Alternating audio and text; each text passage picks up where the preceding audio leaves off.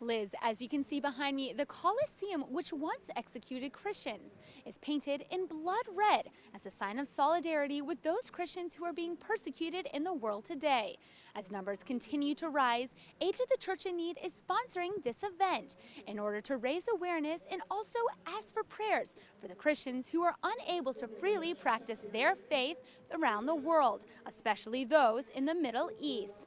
As Italians and tourists flocked to the Colosseum this weekend, they all took part in one event that is now being called one of the biggest challenges of Christianity today. According to Open Doors International, there are at least 200 million Christians facing severe persecution, leading to more than 3,000 deaths, 793 attacks on churches, and continuously diminishing numbers of Christians in the Middle East. On Saturday, members from Aid to the Church in Need made a bold statement by sponsoring this event to combat these numbers, as the Colosseum was lit up in blood red. This is a symbol of the persecution of Christians in the entire world, those who suffer because of faith. We light up the Colosseum with red because their blood shed cannot leave us indifferent. We cannot wash our hands of the blood of this injustice, as Pontius Pilate did 2,000 years ago. Certainly, today we are at a point where martyrdom and the number of martyrs is higher than what paganism did here. This really is a cry of alarm.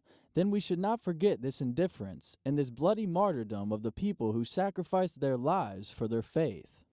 With persecution and the war especially affecting those in the Middle East, many are afraid that those who fled will not return to their destroyed homes once this period is over.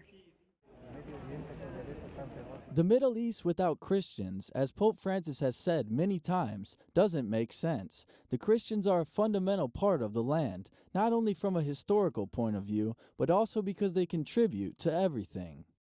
To instill this point even further, Iraq and Syria Skyped into the event in Rome.